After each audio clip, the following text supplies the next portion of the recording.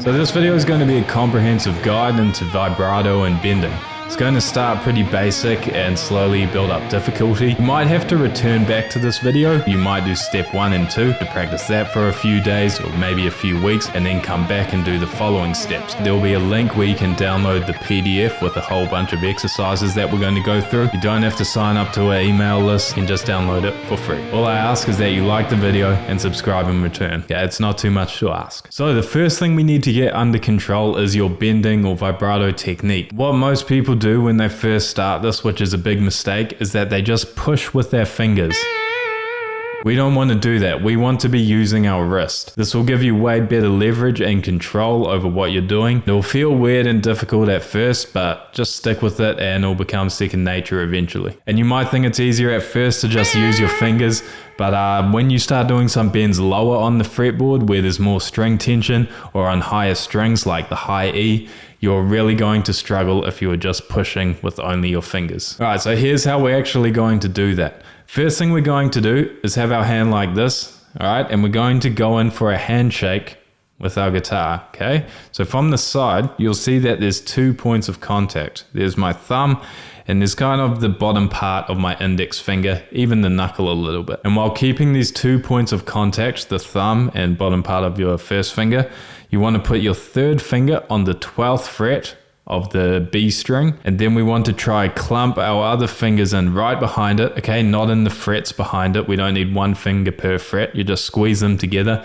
You want to think of it, as Paul Gilbert would say, as one big finger, because these fingers behind can actually also help us push up the string later on. So right now you should have your 2 points of contact, your thumb and the bottom part of your first finger or knuckle, and then you should have these 3 fingers clumped together with your third finger on the 12th fret of the B. And make sure that this is a solid structure, this shouldn't be moving, and all we're going to do is twist our wrist and push the string up. Okay, so I'm keeping my points of contact, I'm not lifting my hand off and then pushing up like this. I'm keeping these 2 points of contact and just twisting the wrist. Now what you might find is that your fingers just start bending when you're doing this twisting motion. So we need to make sure that our fingers are solid and that they don't just bend at the joint when we move our wrist. Okay, otherwise the force isn't going to transfer from our hand moving up into the string. And you can think of it like you're opening a door handle. That's the kind of motion you're doing. You're twisting your wrist like this, but we have our hand locked in with our 2 points of contact, our fingers behind that, and we move the string up and down by twisting the wrist, right? If this is my guitar neck, this is what I'm doing. So what you can do for now is we're going to just play a note between the 5th fret and 15th fret on the B string, and you're just going to play the note and then just try push the string up and down. Doesn't have to be far, okay? Just a little movement. We're not even worried about the sound yet. Okay, we're just trying to get that motion, just making sure we're keeping our 2 points of contact and twisting the wrist. Making sure our fingers aren't just bending and we're not just doing this, doing nothing. Right, so just mess around with some random notes on the B string, pushing the string up. Right, one big finger, just like that. Not fingers spread out like this. Right, fingers clumped together. Okay, so once you get that technique down, we're going to move on to the next step, which is vibrato. Now first we need to understand what vibrato actually is, because a lot of this is in the air. So when we're adding vibrato to a note, we're just raising the pitch up and then bringing it back down. Raising the pitch up, bringing it back down. And I can't stress how important it is that you return to the original pitch of the note. Okay, if you don't return to the original pitch of the note, it just sounds sharp and really shrill, to be honest. You know, this would be vibrato without returning to the original pitch. Right? Not very nice to listen to.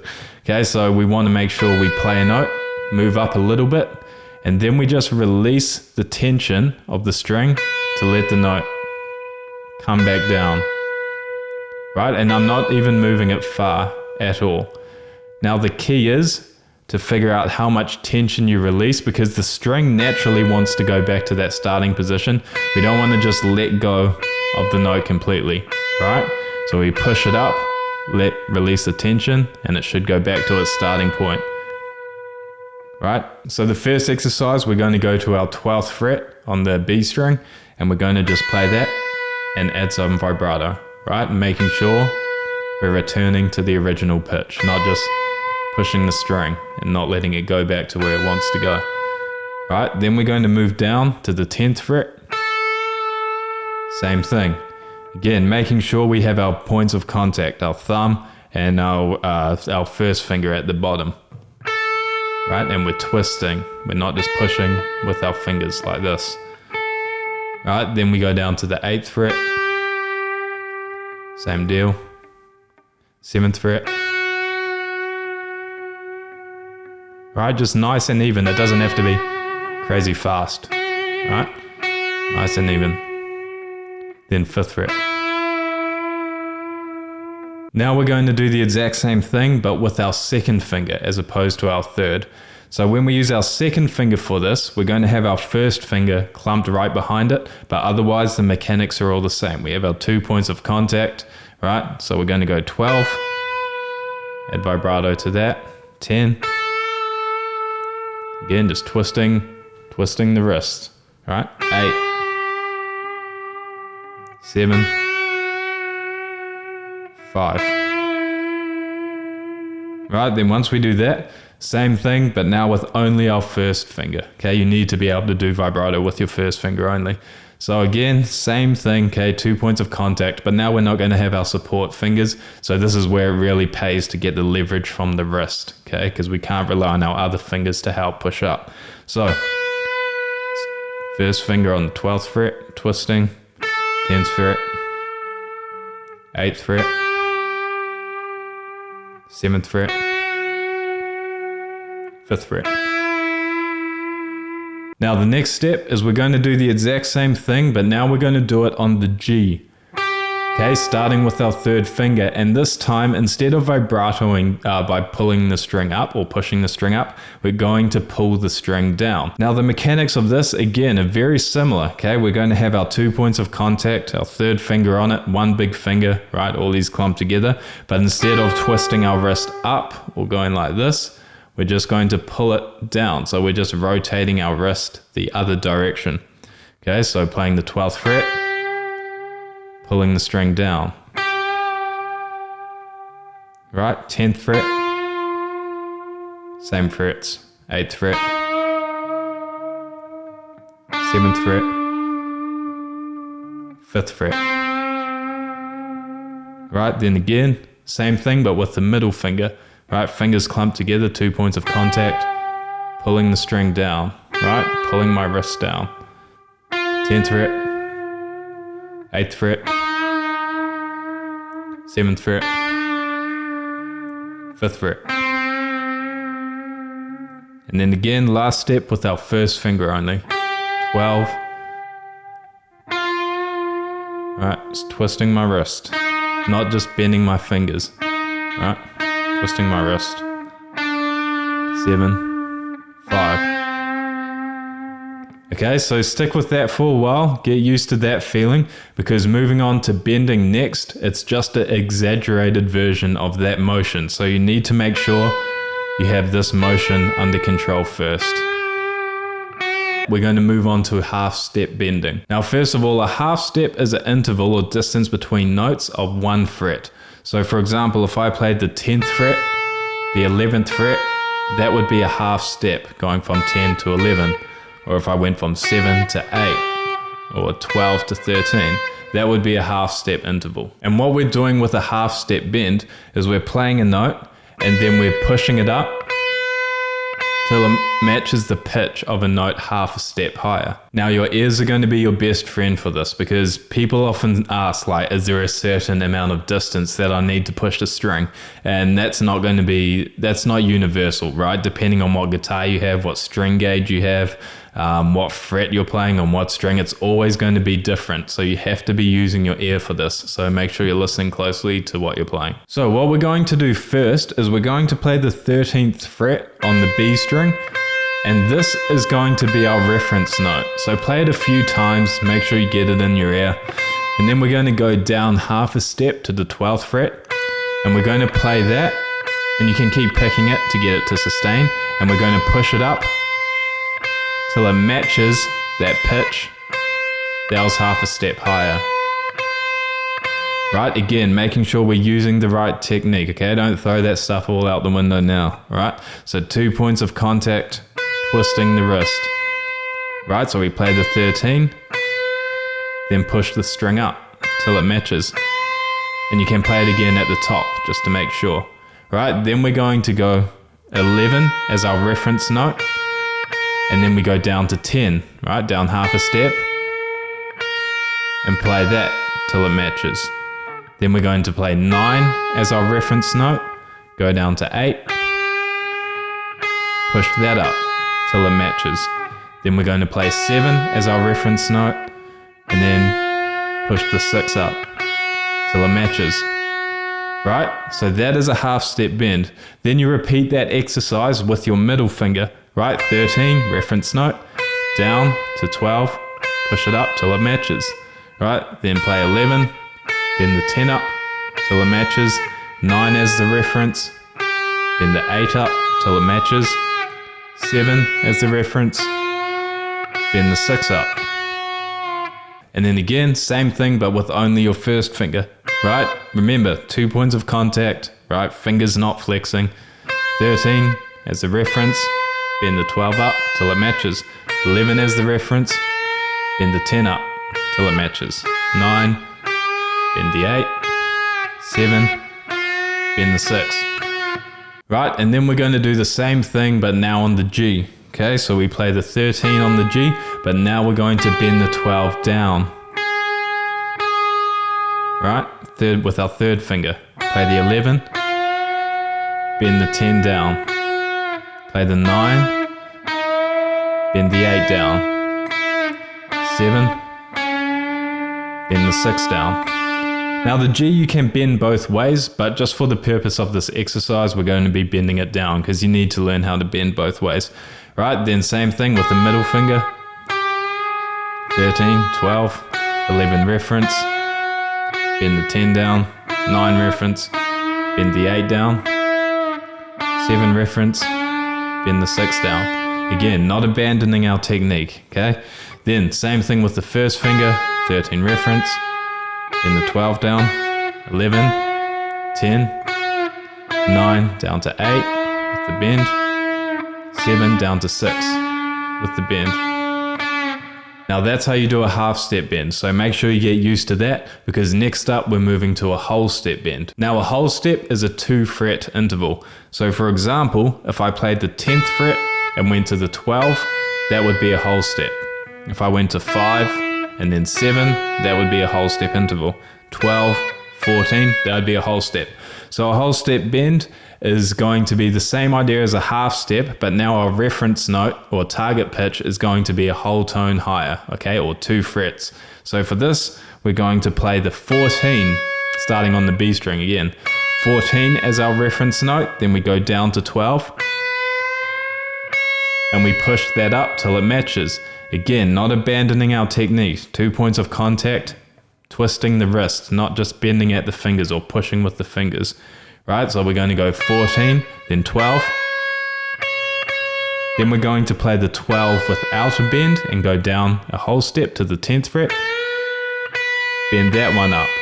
Then play the 10 just normally, down 2 frets to the 8. Bend that up. Then play the 8 normally, down to the 6. Bend that up. Right, then you're going to do the same thing but with your middle finger. So we go 14, 12. Then 12 normally, then bend the 10 up to it, then the 10 normally, then the 8 up, then the 8 as our reference, then the 6 up. Right, then if you're feeling ambitious, you can do it with your first finger. I think it is good to practice doing bends, full step bends with your first finger. It's a good tool to have in your tool belt. So we play 14, then bend that 12 up, then play the 12, bend that 10 up. Then play the 10, bend the 8 up, play the 8, bend the 6 up. Cool? Alright, then same thing, but we go to the G and bending down. So starting with the third finger again, 14, bend the 12 down, 12, bend the 10 down, 10, bend the 6 down, sorry, the 8 down, then 8, bend the 6 down. And then you go through middle finger next, right? I'm sure you're seeing the process by now. 14, 12, 12, 10, 10, 8, 8, 6. Right, then again if you want, first finger. 14, 12, 12, 10, 10, 8, 8, 6.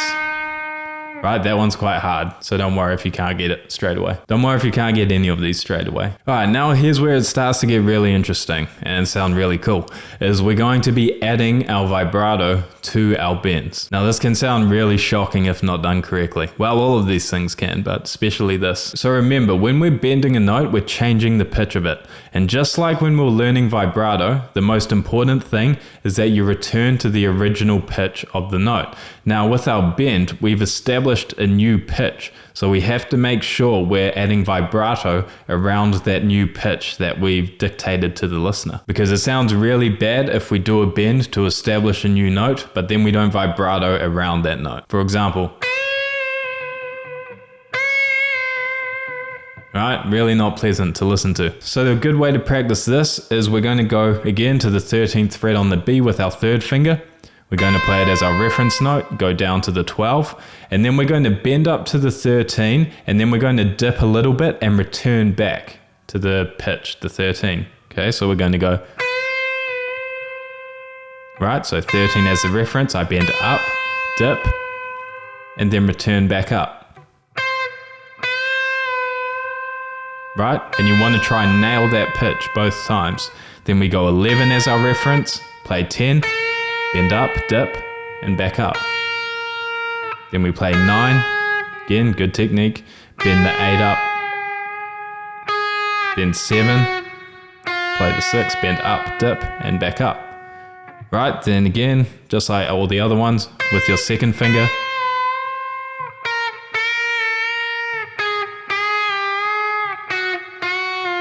Right, then first finger, whoops, 13, 12, right, you get the idea by now. 9, 8, 7, right, and then add a second dip. Okay, so now we're going to bend up to the pitch, then we're going to dip, back, right, so 13, 12, dip, back, right, you need some sustain for this. Okay, then 11, right, nailing that pitch every time. 7, dip, return. Right, then you can do that with all your fingers.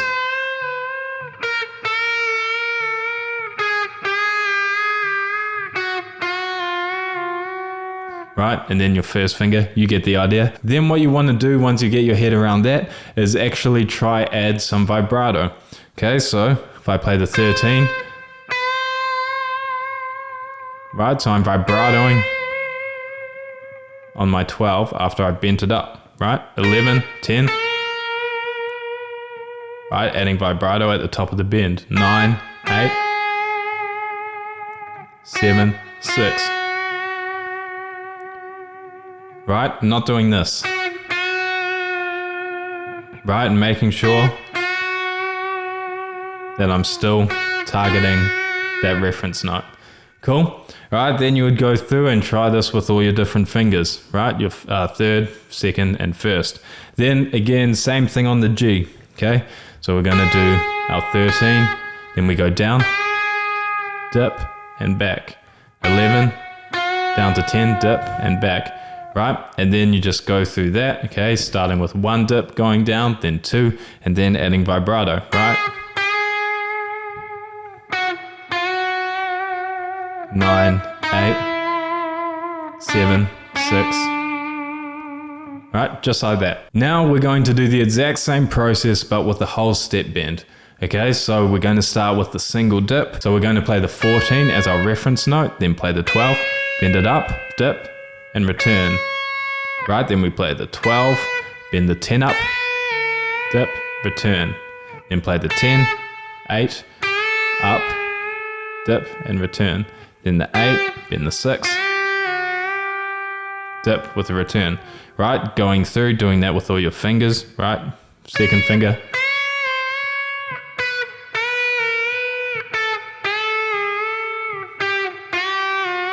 first finger if you want.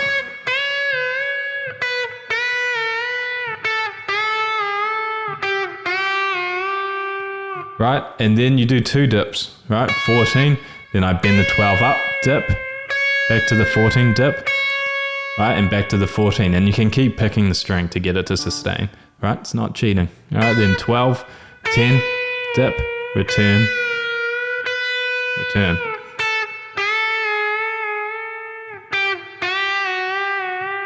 Right, then you try add vibrato.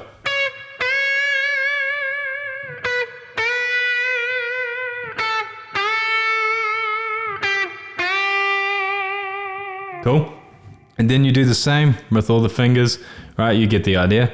And then we go to the G, and exact same thing, right? Third finger, start with 1 dip, but we're bending down.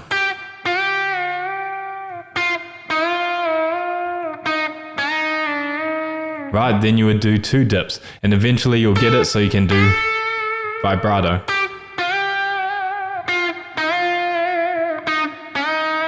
Even with 1 finger.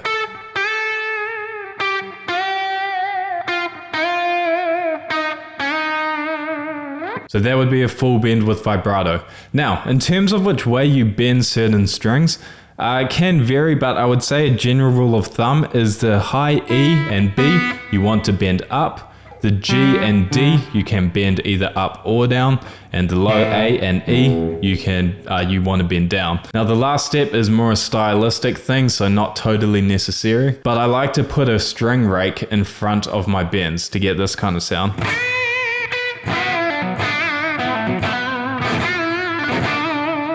Right, it gives that really aggressive, nasty kind of sound, and more than anything, it's kind of fun to do. So to be able to do this, you have to be able to play all the strings, but only let 1 string actually ring. Right, so again, we're going to go to the 12th fret of the B, and we've got our hand set up for a bend.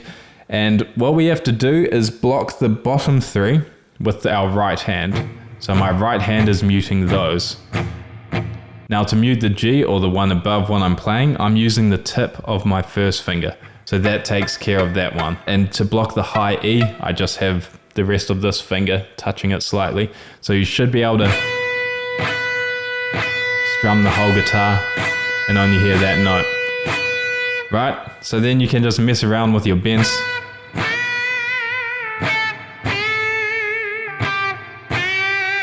Adding that rake in front of it, right? And it works with everything, you know.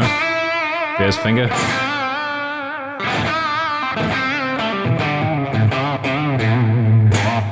Right, good fun. So hopefully this guide was helpful to you. Let me know if you have any questions, and don't forget to like the video and subscribe, but thanks for watching.